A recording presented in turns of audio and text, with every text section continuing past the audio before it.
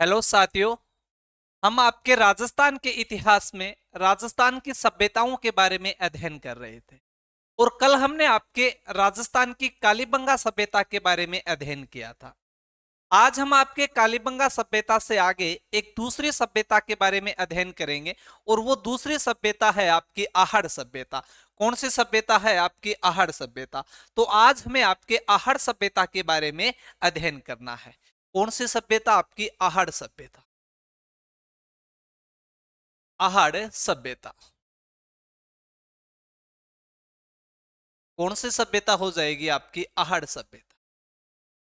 तो आज हमें आपके आहड़ सभ्यता के बारे में अध्ययन करना है कि आहड़ सभ्यता क्या है। आहड़ सभ्यता के बारे में हमें आपका अध्ययन करना है।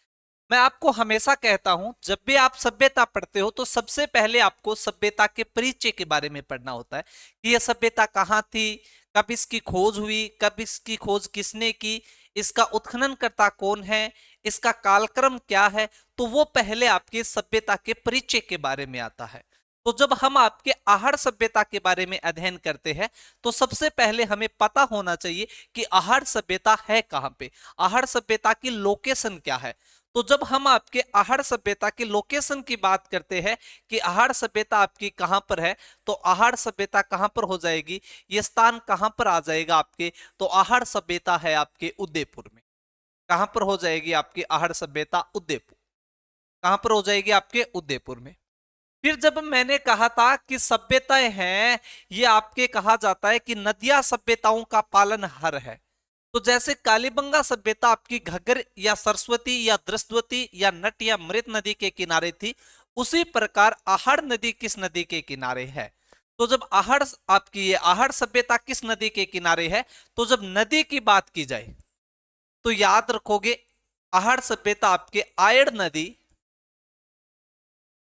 कौन सी नदी? आपकी आयड़ नदी या फिर बेड़च नदी के किनारे है। या तो ऑप्शन में आपको आहड़ नदी मिलेगा या फिर आपको बेड़च नदी मिलेगा। अब आयड़ नदी को बेड़च नदी क्यों कहा जाता है? तो इसका एक रीजन है और वो क्या है, आप ये मानो आपकी कि ये आपकी उद्गम स्थल से इस प्रकार से आपकी आहड़ नदी है। कौन सी नदी है? आपकी आहड़ नदी। यहां पर एक झील है आपकी, ये एक झील है और इस झील के बाद में ये आपकी जो आयड़ नदी है, जो उदय सागर झील में गिरने के बाद क्या हो जाती है? आपकी बेड़च हो जाती है।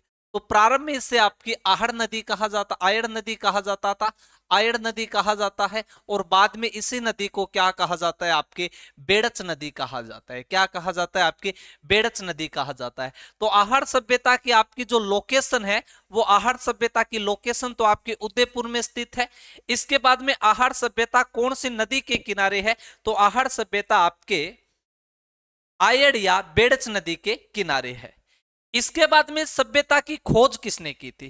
तो खोज की जब बात आती है तो माना जाता है कि 1953 ईस्वी में आपके अक्षय कीर्ति व्यास के द्वारा इस सभ्यता की क्या की गई थी? खोज की गई थी।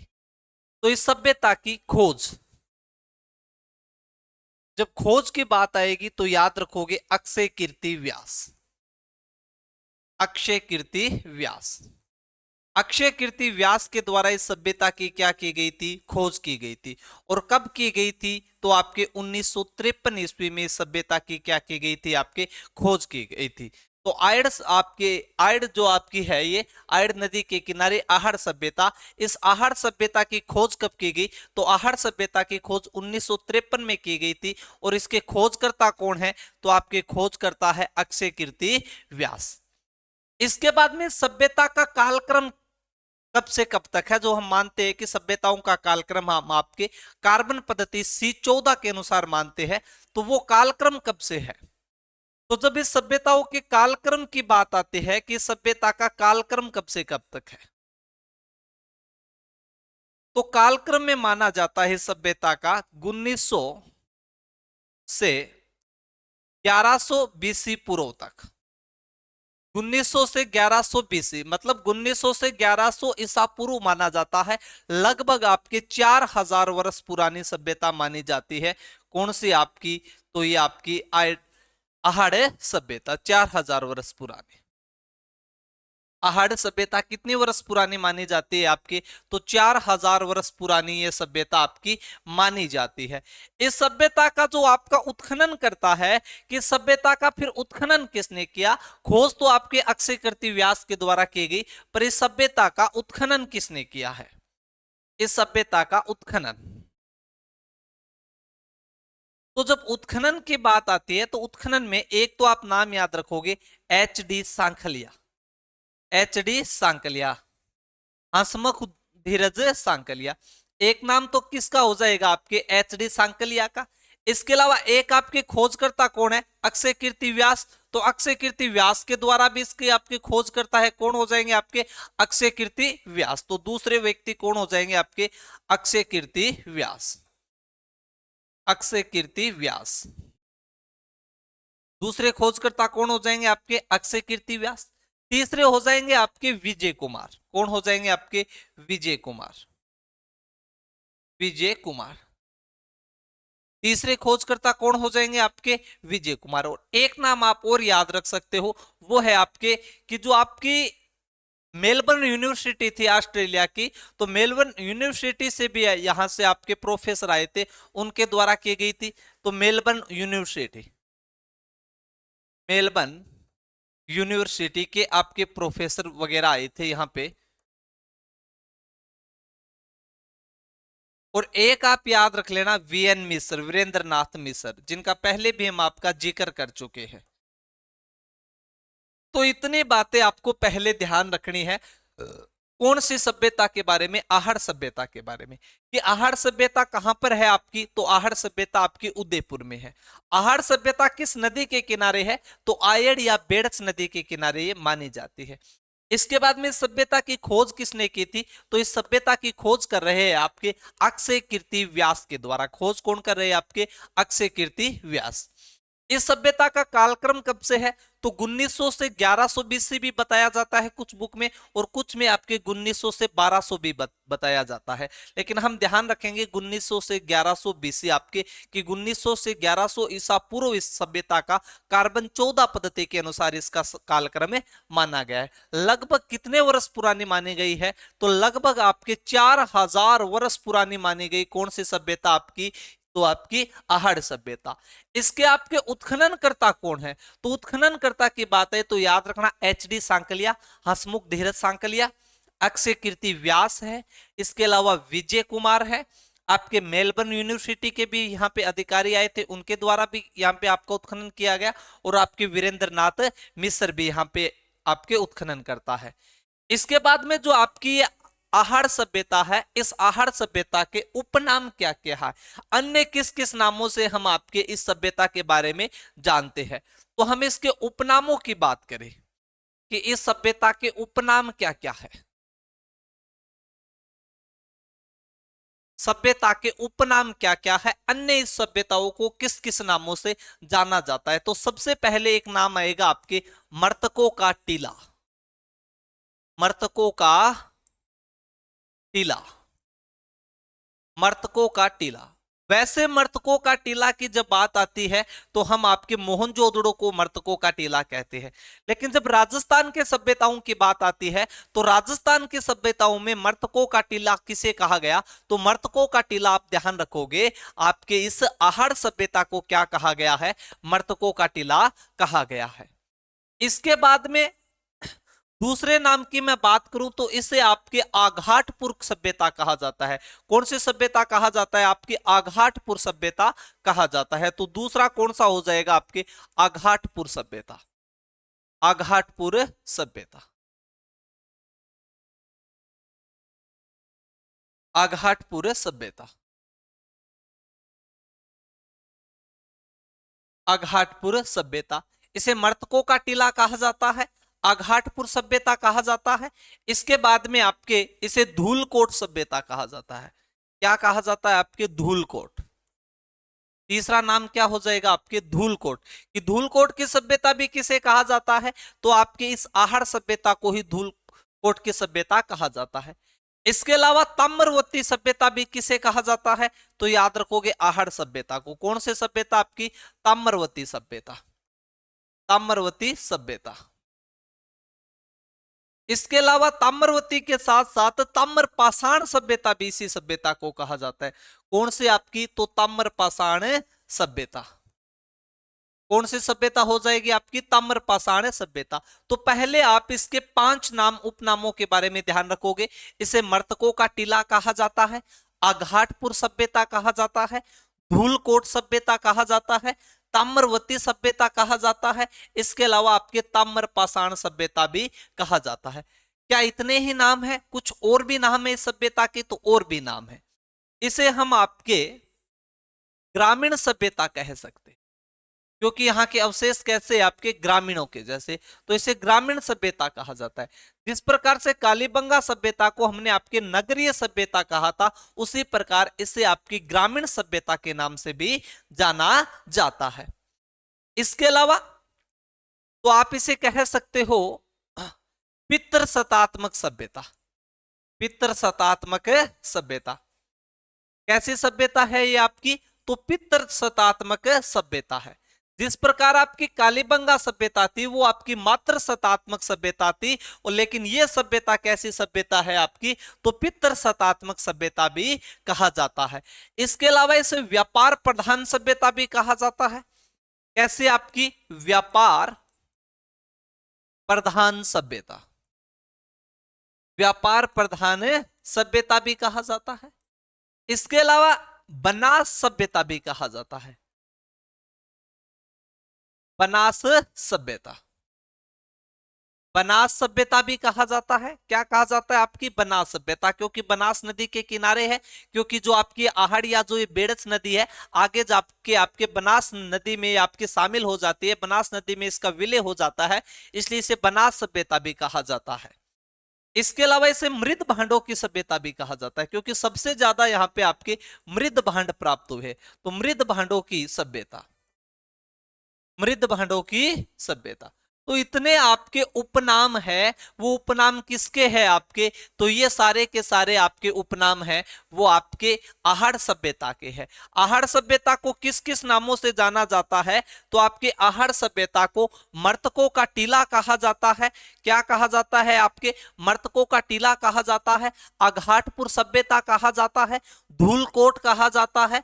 इसके अलावा ताम्रवती सभ्यता कहा जाता है, ताम्र पाषाण सभ्यता कहा जाता है, ग्रामीण सभ्यता कहा जाता है, पितृसत्तात्मक सभ्यता कहा जाता है, व्यापार प्रधान सभ्यता, बनास सभ्यता और मृद भांडों की सभ्यता। इससे पहले हमने देखा कि सभ्यता का जो लोकेशन है, जो स्थान है, आहड़ सभ्यता कहां पर है? तो आपकी ये उदयपुर में है। कौन सी नदी के किनारे है? तो आयड़ या बेड़च नदी के किनारे। जब इस नदी का उद्गम होता है आपका, तो आयड़ नाम से इस नदी का उद्गम होता है, लेकिन जो आपकी उदय सागर ये झील पड़ती है, कौन से? आपकी उदय सागर झील। इस उदय सागर झील में गिरने के बाद ये नदी आपकी बेड़च नदी कहलाती है। तो ये आपकी आहड़ सभ्यता आयड़ या बेड़च नदी के किनारे स्थित है।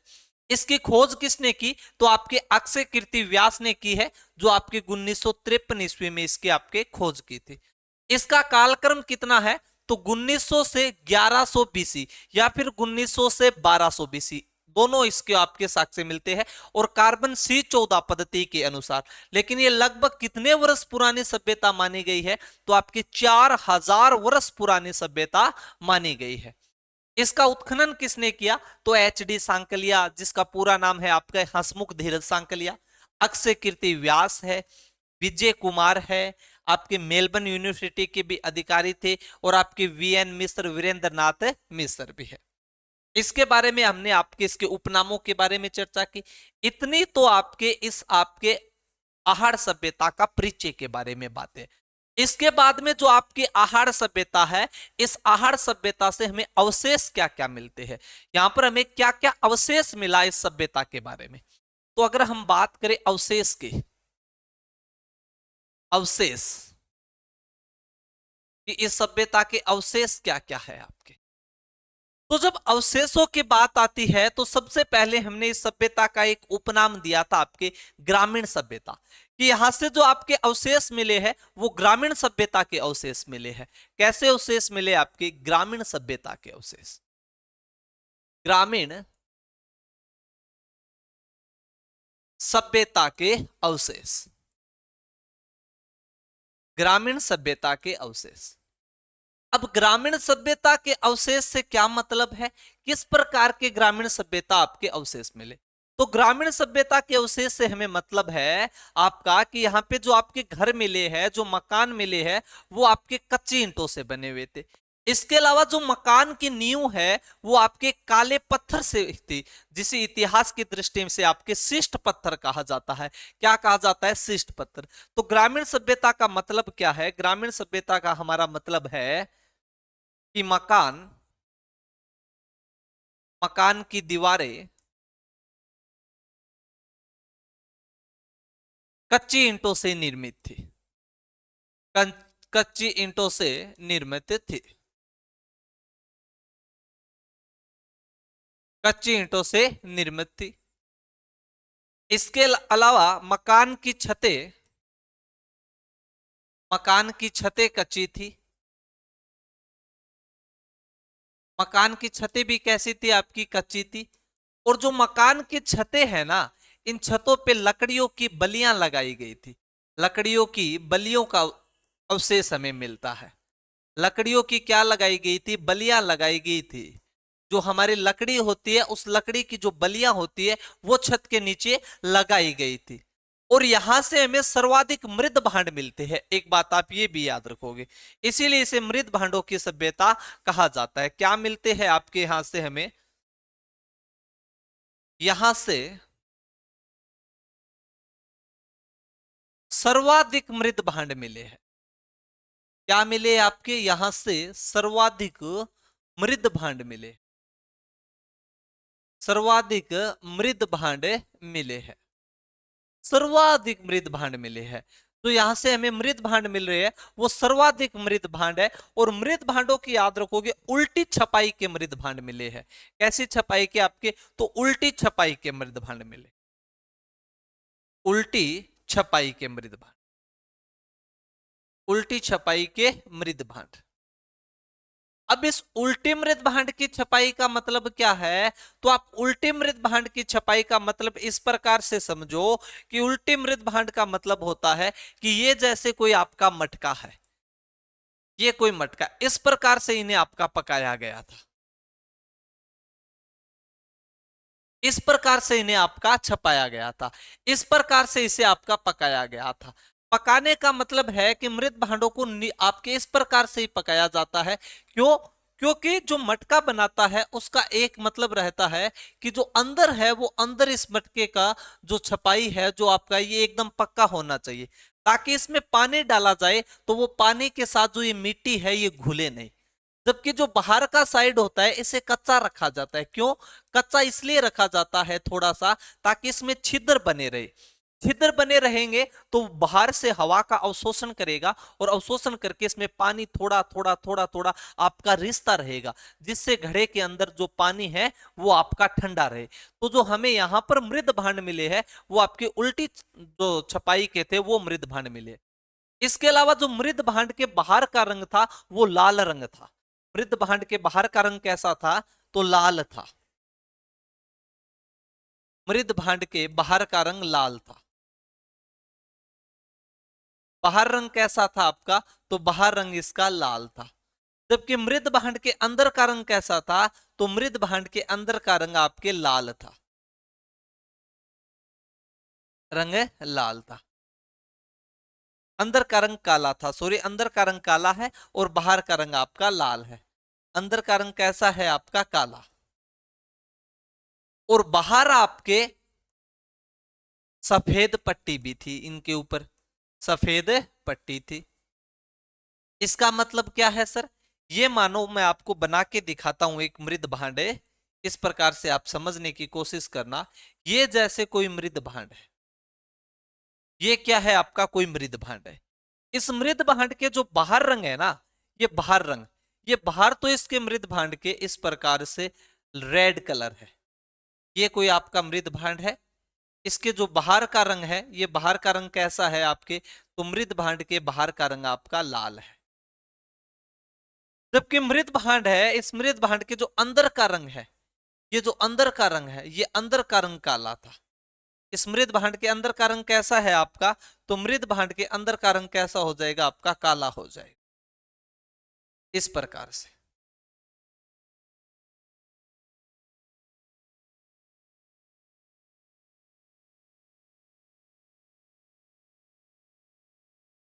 मृद भांड के अंदर का रंग कैसा हो जाएगा आपका, काला हो जाएगा।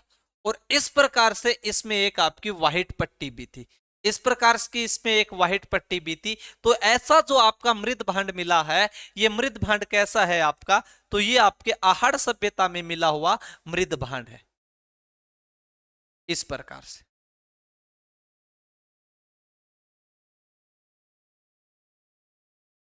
इस प्रकार का क्या मिल रहा है हमें यहां पे से आपके मृद भांड मिल रहा है।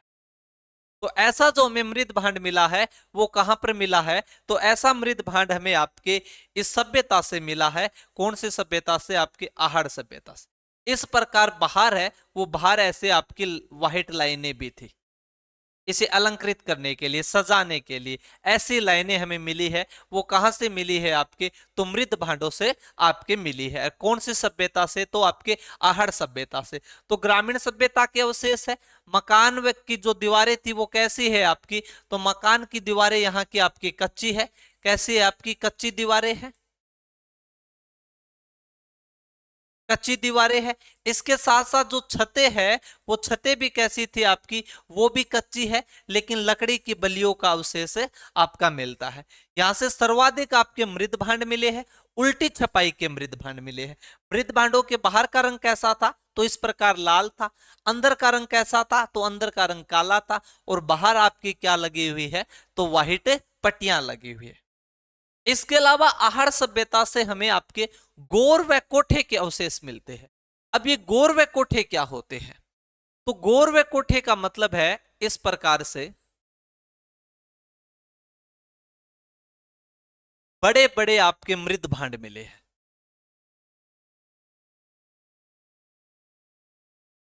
इस प्रकार से बड़े बड़े आपके क्या मिले हैं, मृद भांड मिले हैं। इन्हें आपका गोरे या गोर कहा जाता है। इसका मतलब क्या है, इसमें क्या किया जाता था, तो इसमें आपके अनाज को इकट्ठा किया जाता था। इसमें क्या किया जाता था, इसमें आपके अनाज को इकट्ठा किया जाता था। तो हमें गोर के अवशेष कहां से मिल रहे हैं, गोरे या गोर के अवशेष, तो याद रखोगे गोरे के अवशेष हमें आपके आहड़ सभ्यता से मिले हैं। इनमें आपके है, इनमें आपके अनाज को इकट्ठा किया जाता था, इन्हें गोरे कहा जाता है।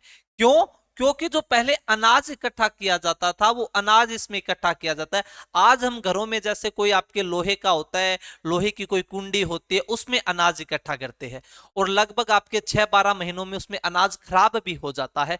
जो हम आपका धान उसमें डालते हैं, उस धान में आपकी दीमक लग जाती है, कीड़े पड़ जाते हैं। पर जो मिट्टी के जो बने हुए गोरे होते थे, इसमें आपके अनाज खराब नहीं होता था। और हमारे ग्रामीणों में तो आज भी ऐसी सभ्यताएं हैं, ऐसे हमारा कल्चर है कि हम घरों में आपका 5-7-10 बोरी है वो अनाज इकट्ठा करके रखते हैं, और ताजा अनाज खाते हैं घर की चाकी से पीस पीस के। शहरों में ऐसा नहीं होता है। जितने बड़े शहर हो गए वहां पे आपका उतना ही कम आपके खाने का अनाज स्टॉक मिलता है। वो तो आपको पता है, आटे वाली थैली लाते हैं और बासी आटे से लगभग रोटियां खाते रहते हैं। लेकिन गांव में ऐसा नहीं होता है। गांव में ताजा आपके अनाज होता है। गांव वाले आपके इकट्ठे रखते हैं एक साल के लिए, कोई घर में कोई प्रोग्राम हो और हो तो उसी से सारा सिस्टम बनता है। तो पहले जो लोग थे वो इन गोरों में अपना आपका जो गोरे होते हैं इसमें आपका अनाज इकट्ठा करते थे। इसके अलावा गोरे के अलावा कोठे, कोठे क्या होते हैं, तो कोठे का मतलब होता था घरों में इस प्रकार से, जैसे घर में होता ये कोई घर का मकान है, ये आपके घर का क्या है, कोई मकान है। इस मकान को इस प्रकार से इधर आपकी एक छोटी सी इस मकान में कोठड़ी कर दी जाती थी। क्या कर दी जाती थी, कोई छोटी कोठड़ी कर दी जाती थी। हमने माना कि इस मकान में छोटी क्या कर दी, आपकी कोई कोठड़ी कर दी, और इसमें इतना आपका छोटा सा एक पारना रख दिया जाता था, और इसमें आपका अनाज इकट्ठा किया जाता था। तो ये क्या कहलाते हैं आपके, ये कोठे कहलाते हैं। तो आपके गोरे व जो कोठे हैं इसके अवशेष कहां से मिल रहे हैं हमें आपके, तो इसके अवशेष हमें आपके आहड़ सभ्यता से मिल रहे हैं, जो अनाज इकट्ठा करने के लिए काम में थे। और कोठे तो आज से 5-10 साल तक पहले आपके चला करते थे। गांव में जैसे ही कोई कुल्फी बेचने वाला आता था, प्यू प्यू प्यू कुल्फी ले लो, कुल्फी ले लो, तो हम गांव वाले क्या आपके करते थे, पैसे होते नहीं थे, भाग के जाते कोठे में हाथ डालते, कोई बर्तन रखते, उसमें से मोठ, चना, बाजरी जो भी कुछ होता उसको लेके जाते और आपके कुल्फी वाले भैया को दे देते और वो हमें कुल्फी दे देते। तो कोठे तो हमें गांव में आज भी आपके बने पा जाते कई घरों में। तो याद रखोगे गोरे हुए कोठे के अवशेष कहां से मिले हमें, तो गोरे हुए कोठे के जो अवशेष है वो आपके आहड़ सभ्यता से देखने को मिलते हैं। इसके अलावा आप याद रखोगे जो आपकी आहड़ सभ्यता है, आहड़ सभ्यता से जल संग्रहण करने की विधि मिली है। कैसी मिली है, आपकी जल संग्रहण करने की विधि मिली है, सोखते हुए घड़े के अवशेष मिले। सोखते हुए घड़े के अवशेष का मतलब क्या है, ये कोई आपके आहड़ सभ्यता का घर है। अब आहड़ सभ्यता का घर है, बारिश होगी तो बारिश का पानी ऐसे इस घर पे आएगा, इस घर की छत पे आएगा और छत के माध्यम से ये पानी नीचे आएगा।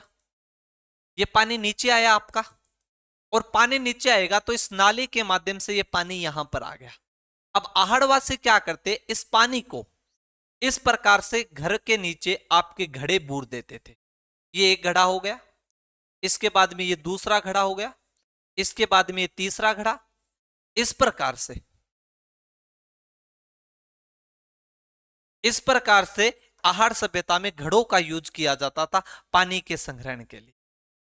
और इन घड़ों में ऐसे आपके छिद्र होते थे, इसलिए ये पानी जो आपके इन घड़ों के माध्यम से पहले यहां पे भरता, फिर यहां पे, फिर यहां पे, फिर यहां पे, इस प्रकार से भरा रहता। और इनको यहां से भी थोड़े थोड़े इसमें छिद्र होते थे ताकि ये जो पानी है ये जमीन में जा सके, जमीन में इसका आपका अवशोषण हो सके, ताकि जो जमीन के पानी का संतुलन है, जो आपका संतुलन है वो बना रहे।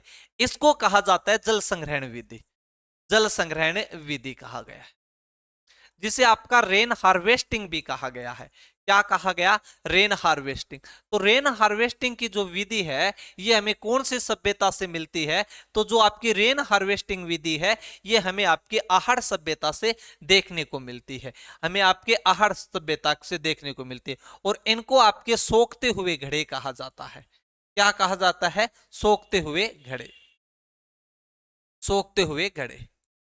तो जल संग्रहण विधि की जो आपकी विधि है या जल संग्रहण का जो कार्य है वो किस सभ्यता में सोखते हुए घड़ों के द्वारा किया जाता था, तो वो याद रखोगे आप आहड़ सभ्यता के माध्यम से किया जाता था। तो सोखते हुए घड़े के अवशेष भी कहां से मिले हमें, आपके आहड़ सभ्यता से मिले। इसके बाद में हम अगले अवशेष की बात करते हैं। तो इस सभ्यता में आपके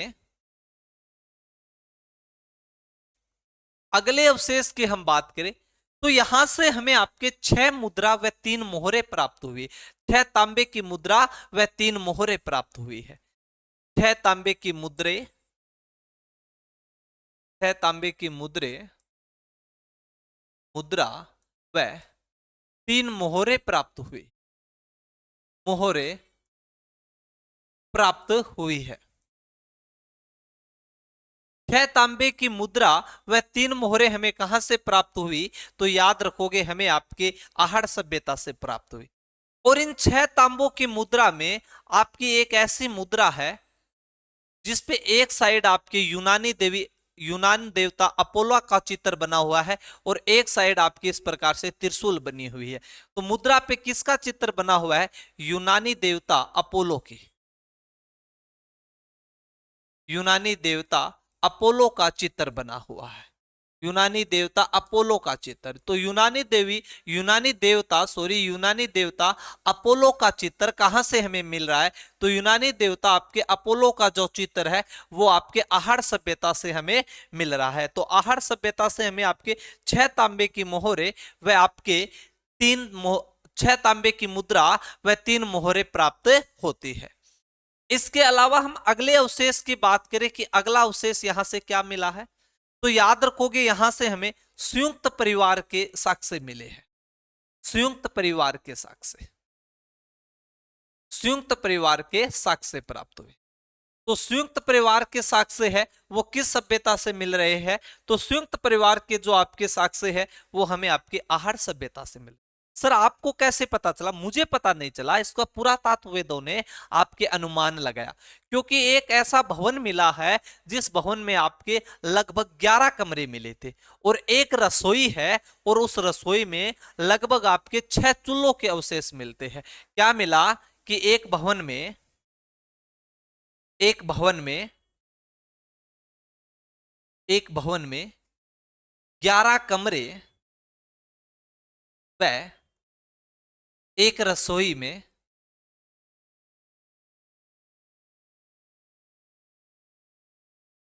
6 चूल्हे के अवशेष प्राप्त हुए हैं। 6 चूल्हे के अवशेष प्राप्त हुए हैं। तो ये सारी चीजें हमें कहां से मिल रही है? तो ये सारी की सारी चीजें हमें आपके कहां से मिली? तो ये सारी की सारी चीजें हमें आपके आहड़ सभ्यता से मिली है। कहां से मिली? आपके आहड़ सभ्यता से मिली है। कि इस संयुक्त परिवार के साक्ष्य मिले, कैसे पता चला? तो एक घर के अंदर, एक भवन के अंदर 11 कमरे व एक रसोई में 6 चूल्हे के भी साक्ष्य मिल रहे हैं। तो इससे अनुमान लगाया गया कि जो यहाँ का परिवार था वो आपके संयुक्त परिवार था। कैसा परिवार था? आपके संयुक्त परिवार था। इसके बाद में आप याद रखोगे और क्या साक्ष्य मिले हमें आपके यहां से?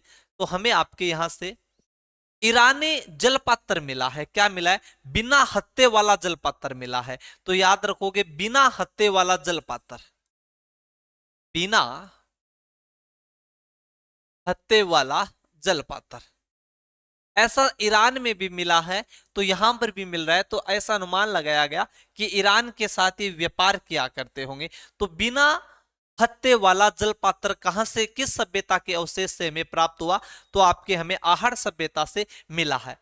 इसके अलावा मिट्टी के बेल की मूर्ति मिली है। मिट्टी के बेल की मूर्ति मिली है जिसे बनासियल बुल कहा गया है। क्या कहा गया? आपका बनासियल बुल कहा गया। क्या मिला? आपके मिट्टी की बेल की मूर्ति। किसकी? आपकी बेल की मूर्ति मिली। मिट्टी के बेल की मूर्ति मिली और इस बेल की मूर्ति को बनासियल बुल कहा गया। क्या कहा गया? आपका बनासियल बुल। तो बनासियल बुल के अवशेष भी कहां से मिल रहे हैं आपके? तो बनासियल बुल के भी अवशेष है वो हमें आपके आहड़ सभ्यता के माध्यम से मिल रहे हैं। तो याद रखोगे, बनासियल बुल हुई, आपके बिना हत्थे वाला जलपात्र हुआ, ये सारे के सारे अवशेष हमें कहां से मिले? तो ये आपके हमें आहड़ सभ्यता से मिल रहे। इसके अलावा जो आहड़ सभ्यता है, इस आहड़ सभ्यता के बारे में याद रखोगे, 8 स्तर है इसके। कितने हैं? आपके 8 स्तरों में इसकी खुदाई हुई है आपकी। जैसे 1, 2, 3, 4, 5, 6 और 7 और आपके 8।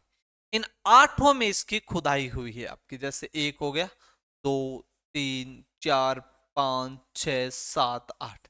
अब यहां से सवाल कैसे बन सकते हैं? इन 8 से अगर आपको पूछ लिया जाए कि इन 8 स्तरों में सर्वाधिक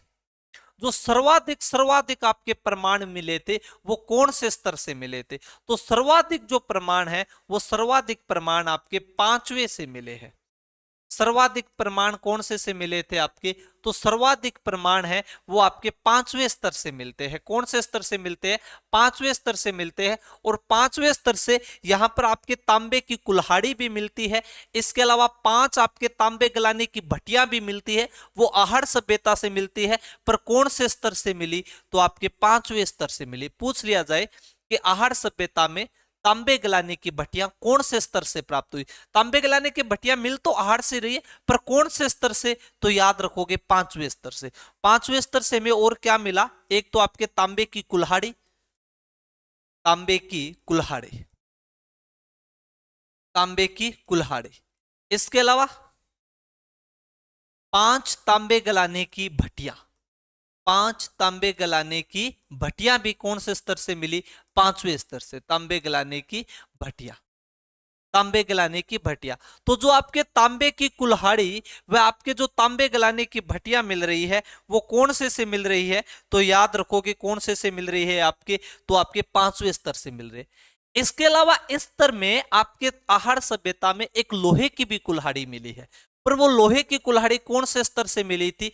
तो वो आपके 8वें स्तर से मिली थी। लोहे की कुल्हाड़ी, लोहे की कुल्हाड़ी, लोहे की कुल्हाड़ी।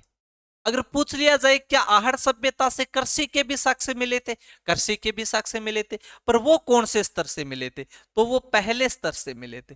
पहले स्तर से किसके साक्ष्य, आपके कृषि के साक्ष्य मिले हैं। किसके साक्ष्य मिले हैं, कृषि के साक्ष्य मिले। तो इतनी चीजें आप याद रखोगे, कौन सी सभ्यता से, आपकी आहड़ सभ्यता से। आहड़ सभ्यता के बारे में हमने आपका क्या क्या अवशेष मिले, एक बार देखो आप। आहड़ सभ्यता से ग्रामीण सभ्यता के अवशेष मिले, किसके, आपके ग्रामीण सभ्यता के अवशेष। क्योंकि मकानों की दीवारें कैसी थी, मकानों की दीवारें कच्ची है। मकानों की छत भी कैसी है, मकानों की छत भी कच्ची है। इसके अलावा छतों में आपके लकड़ियों की बलियों का प्रयोग किया गया। यहां से सर्वाधिक क्या मिलते हैं, तो सर्वाधिक मृद भांड मिले हैं, इसलिए इसे मृद भांडों की भी सभ्यता कहा जाता है। और वो भी मृद भांड कैसे, तो आपके उल्टी छपाई वाले मृद भांड मिले हैं। मृद भांड के बाहर का रंग कैसा है, तो ये देखो बाहर का रंग इसका लाल है। अंदर का रंग कैसा था, तो अंदर का रंग काला था। बाहर आपके सफेद है, वो पट्टियां लगाई गई थी, अलंकृत किया गया था। इसके अलावा और क्या अवशेष मिले, तो हमें यहां पर आपके गोरे व कोठे के अवशेष मिलते हैं।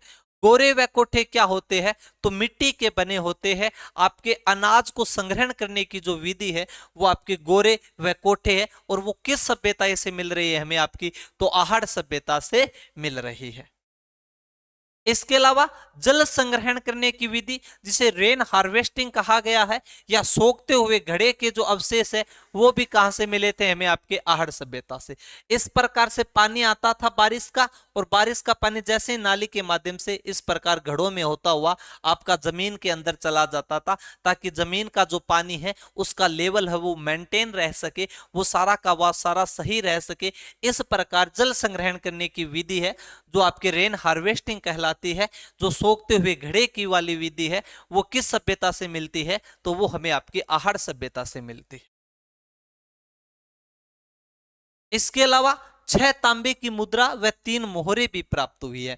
और जो तांबे की मुद्रा है उसमें आपके एक तरफ तो यूनानी देवी, यूनानी देवता, सॉरी बार बार देवी का नाम आ रहा है, सॉरी, ये आपके यूनानी देवता अपोलो का चित्र बना हुआ है, और दूसरी तरफ इस प्रकार से आपकी त्रिशूल बनी हुई है। यहां से हमें संयुक्त परिवार के साक्ष्य मिले। हमें कैसे पता चला, क्योंकि एक भवन के अंदर आपके 11 कमरे व एक रसोई के अंदर 6 चूल्हों के अवशेष मिल रहे हैं। इसलिए पुरातत्ववेदा ये मानते हैं कि ये सभ्यता के जो लोग थे वो संयुक्त परिवार के तहत रहते थे। और आपके बिना हत्ते वाला जलपात्र मिला है। बिना बिना आपका जो हत्ता है वैसा जलपात्र जो आपके ईरानी सभ्यता से मेल खाता है, तो वो भी किस सभ्यता से मिल रहा है, आपके तो आहड़ सभ्यता से मिल रहा है। इसके अलावा मिट्टी के बेल की मूर्ति मिली है, जिसे क्या कहा जाता है, आपका बनासियल बुल कहा जाता है। तो बनासियल बुल के अवशेष कहां से मिल रहे हैं, तो हमें आपके बनासियल बुल के जो अवशेष है वो आपके आहड़ सभ्यता से मिल रहे हैं। इन आहड़ सभ्यता का कितने स्तर में खुदाई हुई, तो आपके 8 स्तरों में इसकी खुदाई मानी जाती है। क्या कोई कृषि का साक्ष्य मिला आहड़ सभ्यता से, आहड़ सभ्यता से कृषि का साक्ष्य मिलता है, और वो कौन से स्तर में मिलता है, तो वो आपके पहले स्तर में हमें आपके कृषि का साक्ष्य मिलता है। इसके अलावा इसका जो 5वां स्तर है, इस 5वें स्तर में सर्वाधिक प्रमाण मिले। कहां मिले, आपके सर्वाधिक प्रमाण। प्रमाण में हमें इसके साथ क्या मिले, तो यहां से तांबे की कुल्हाड़ियां मिली है। क्या मिली है, आपके तांबे की कुल्हाड़ियां मिली है, और 5 तांबे गलाने की भट्टियों के भी अवशेष प्राप्त हुए। किस सभ्यता से, आपके आहड़ सभ्यता से। इसके अलावा यहां से एक लोहे की भी कुल्हाड़ी मिली, और वो लोहे की जो कुल्हाड़ी है, वो लोहे की कुल्हाड़ी कौन से स्तर से मिल रही है हमें, आपके तो वो हमें आपके 8वें स्तर से प्राप्त हो रही है। कौन से स्तर से प्राप्त हो रही है, 8वें स्तर से। इसके अलावा ये तो इसके अवशेष हो गए, और इस सभ्यता के परिचय के बारे में हमें क्या पढ़ना था, तो परिचय के बारे में तो सीधा सीधा ध्यान रखना होता है कि आहड़ सभ्यता कहां पर है, उदयपुर में है। नदी कौन सी है, तो आयड़ या बेड़च नदी है। इसकी खोज किसने की, तो अक्षय कीर्ति व्यास ने की। खोज कब की, तो 1953 में की। इसका C14 या कार्बन पद्धति के अनुसार इसका कालक्रम कितना है, तो 1900 से 1100 BC पूर्व इसका आपका कालक्रम माना जाता है, और ये 4000 वर्ष पुरानी सभ्यता मानी गई। इसका उत्खनन किसने किया, तो HD सांकलिया, जिसका पूरा नाम आपके हंसमुख धीरज सांकलिया है। अक्षय कीर्ति व्यास है, विजय कुमार है, मेलबर्न यूनिवर्सिटी के भी है जो ऑस्ट्रेलिया में पढ़ती है। इसके अलावा VN मिश्र, वीरेंद्र नाथ मिश्र है। इस सभ्यता के और क्या क्या नाम थे? तो मर्तकों का टीला, लेकिन मर्तकों का टीला आपके मोहनजोदड़ो को भी कहा जाता है। लेकिन राजस्थान में आपके मर्तकों का टीला किसे कहा जाता है? तो याद रखोगे आपके आहड़ सभ्यता को। आघाटपुर सभ्यता कहा जाता है, धूलकोट सभ्यता कहा जाता है, ताम्रवती सभ्यता कहा जाता है। आपकी जो कालीबंगा सभ्यता थी वो कांस्य युगीन सभ्यता है, और ये आपकी ताम्रवती सभ्यता है। इसके अलावा ताम्र पाषाण सभ्यता, कि पत्थरों के साथ साथ तांबे का यूज होने लगा। इसका मतलब ये नहीं है कि तांबे का यूज हो गया तो पत्थरों के औजार नहीं मिल रहे, पत्थरों के भी औजार मिल रहे हैं। इसीलिए सभ्यता को क्या कहा गया? आपके ताम्र पाषाण सभ्यता। इसके अलावा अवशेष ग्रामीणों के अवशेष मिले हैं। कालीबंगा नगरीय सभ्यता थी, जबकि आहड़ कैसी सभ्यता है? आपकी ग्रामीण सभ्यता है। पितृ सत्तात्मक सभ्यता, जो कालीबंगा सभ्यता थी वो मात्र सत्तात्मक सभ्यता है, और आपकी जो ये आहड़ सभ्यता है ये आपकी पितृ सत्तात्मक सभ्यता है। व्यापार प्रधान सभ्यता, मैंने आपको बताया कि बिना हत्थे वाला यहाँ पे जलपात्र मिल रहा है, ईरानी धूपबत्तियां धूपदानियां मिल रही है, मतलब ईरान के साथ कहीं ना कहीं इनका व्यापार होता था। बनास सभ्यता, क्योंकि बनास नदी के किनारे है। जो आपकी आयड या जो बेड़च नदी है ये आगे जाके बनास नदी में विलय हो जाती है, इसलिए इसे क्या कहा जाता है? बनास सभ्यता भी कहा जाता है। सर्वाधिक मृद भांडों के अवशेष आहड़ सभ्यता में मिला, इसलिए सभ्यता को क्या कहा जाता है? मृद भांडों वाली सभ्यता। इसी के साथ धन्यवाद साथियों, आज आपकी आहड़ सभ्यता पूरी होती है। जय हिंद।